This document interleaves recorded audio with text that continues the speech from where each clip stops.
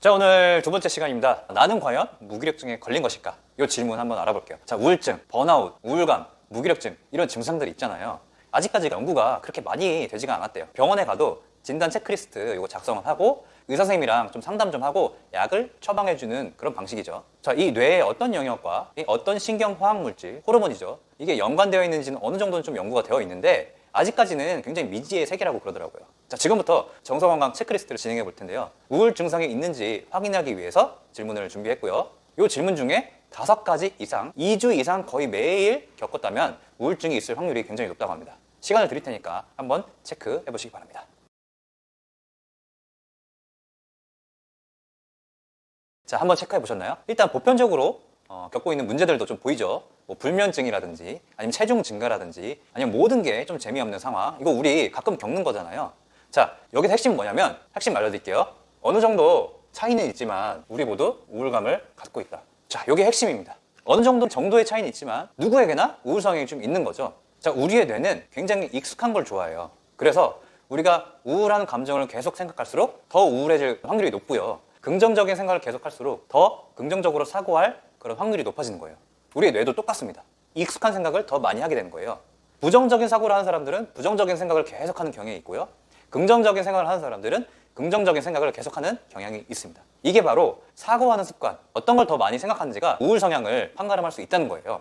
이 MRI를 찍어봐도 긍정적인 사람의 뇌와 부정적인 사람의 뇌가 이 차이점이 많이 없다고 그러더라고요. 즉 우울증 자체는 신체적으로 봤을 때는 아무런 문제가 없는 거예요. MRI로도 우울증을 진단할 수 없대요. 쉽게 말해서 이런 예시를 들고 싶어요.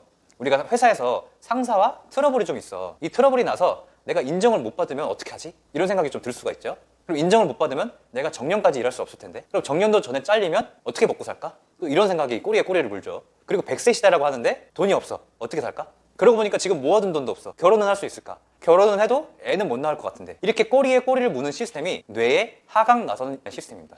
아까 말씀드린 걱정 하나 있고요. 그 걱정으로 꼬리에 꼬리를 무는 걱정을 계속 하는 거죠. 꼬리에 꼬리를 무는 걱정과 걱정이 계속 커지는 거죠. 이렇게 계속 커지는 겁니다. 이거 뭐라고 부른다고요?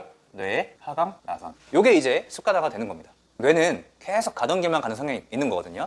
단순히 특정 신경 회로가 우울 패턴으로 맞춰진 것 뿐이에요. 그럼 이 우울 패턴으로 가게 되는 이유가 뭘까요? 이유가. 자, 우울증을 이해하기 위해서는 뇌를 좀 이해해야 되는데 이 사람의 뇌는 작은 신경세포인 뉴런이 수십억 개로 이루어져 있어요. 이 뉴런들이 전기 신호를 이렇게 주고받으면서 끊임없이 서로 대화를 주고받는데 이 신호가 바로 신경 전달 물질이에요. 좀 어렵죠? 과학 시간이 아니기 때문에 짧게 설명하면 이 신경 전달 물질이 호르몬이라고 부르는 거예요.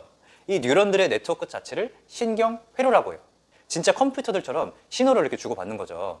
이 호르몬들이 원활하게 분비가 되어서 다양한 작업들을 처리하면 제대로 이제 작동을 하는 건데 잘 작동을 안 해. 그러면 이게 우울감을 느끼게 되는 거예요. 아니면 의지력이 좀 바닥이 된다든지 하는 겁니다. 특히 노르에프네프린, 세로토닌 이런 호르몬들이 있잖아요. 이 호르몬들이 나오지 않으면 우리는 더욱 우울감을 느낄 확률이 높아지는 거예요.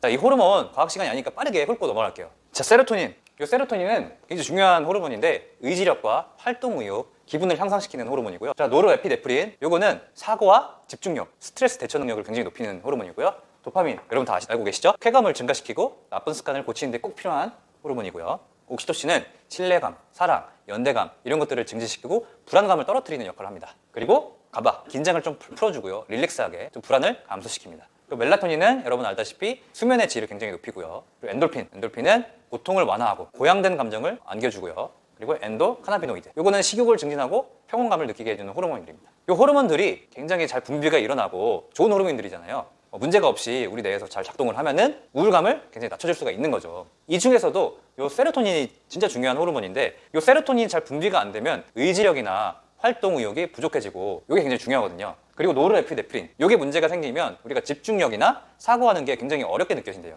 되게 신기하죠. 이 뇌의 수십 가지 회로가 제대로 기능을 수행하려면 꼭 호르몬들이 모두 다 필요한데 이들이 적절하게 분비가 되어서 서로 상호작용을 해야 되는 게 매우 중요합니다. 자, 여기서 감정 조절 팁 드릴게요. 감정 조절 팁 1번 햇빛입니다. 자, 여러분들 햇빛 너무 타면 어떨까? 피부 안 좋아지면 어떨까? 이런 걱정 조금만 넣어두시고, 여러분 햇빛은 세로토닌이 만들어지는데 굉장히 큰 도움을 준다고 해요. 그리고 밤에 푹 자게 도와주는 멜라토닌도 분비를 촉진시킵니다. 그러니까 여러분 밖에 나가서 햇빛을 꼭 좀 쐬기 바랍니다. 하루 20분 정도 산책을 하거나 일광욕을 한번 해보는 거죠. 지금 개발된 대부분의 정신과 약, 항우울제도 이 세로토닌 분비를 도와주게끔 하는 약입니다. 밖에 나가서 천연 세로토닌을 한번 만들어 보세요. 자, 지금까지 이 뇌의 하강나선 이 부정적인 패턴에 대해서 좀 알아봤고, 이 부정적인 패턴을 끊을 수 있게 도와주는 호르몬들이 있었죠. 이 호르몬들이 굉장히 중요하다, 그리고 햇빛을 쬐다, 여기까지였습니다. 그러면 이 우울감이랑 연관되어 있는 증상, 이 증상이 두 가지가 있거든요. 되게 중요해요. 두 가지가 있는데, 첫 번째로는 걱정, 두 번째로는 불안. 이 두 가지 개념이 굉장히 중요하거든요. 자, 제가 한번 예시를 들어볼게요. 실제 예시인데, 저희 아버지가 좀 은퇴를 하시고 나서 갑자기 좀 우울증이 좀 오신 거예요. 그것도 엄청 심하게 온 거예요.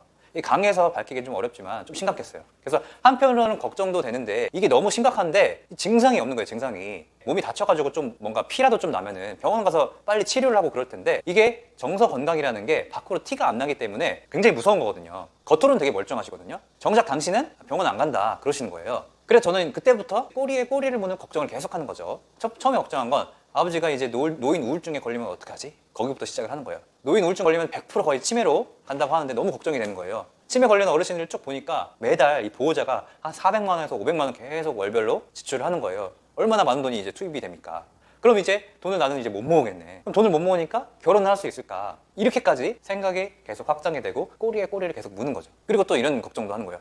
자, 미래의 배우자한테 아버지가 우울증이 좀 있다는 걸 얘기를 해야 되나 아니면 숨겨야 되나? 솔직하게 얘기를 하는 게 맞을까? 아니면 숨기는 게 맞을까? 나중에 그런 게 밝혀지게 되면 또 어떻게 될까? 자, 이런 일련의 과정들이 바로 뇌의 하강나선이기도 하고 꼬리에 꼬리를 무는 걱정인 거예요. 자, 이제 걱정이 뭘까요? 걱정에 대해서 이제 알아볼 텐데, 자, 우리가 이제 걱정을 이해하려면은 뇌를 좀 이해를 해야 돼요. 자, 그림을 잘 그렸죠, 제가. 자, 여기 뇌라고 한번 쳐봅시다. 자, 걱정은 뇌에서 전전두 피질이라는 부위에서 만들어집니다. 앞전자가 있죠. 전두 피질. 자, 여기 전전두 피질이라는 부위, 그리고 전방 대상 피질의 몇몇 부분이 연결되어서 작용을 한다고 해요. 이 걱정을 아예 하지 않으면 얼마나 좋을까요? 근데 인간의 뇌 자체가 걱정을 하지 않게끔 만들어지지 않았대요. 우리가 보통 미래를 계획을 해서 저축 계획을 세우고, 또 여행 갈 때는 여행 계획을 세우고, 또 회사에서는 목표를 세워서 열심히 일하는 거, 이 모든 게 바로 전전두 피질에서 하는 거라고 하더라고요. 결론이 뭐냐, 우리가 걱정을 하는 것과 미래를 계획하는 행위가 뇌에서는 똑같은 부위에서 담당을 한다는 거예요. 이게 진짜 신기하죠. 자, 걱정과 계획은 똑같은 것이다. 그렇다면 이 계획을 세우는 것과 걱정의 차이는 뭘까요? 다음 내용이 궁금하다면 습관의 힘어플을 다운받아주세요. 독서, 운동 등 습관 형성을 도와주는 여러 방에 참여해보세요.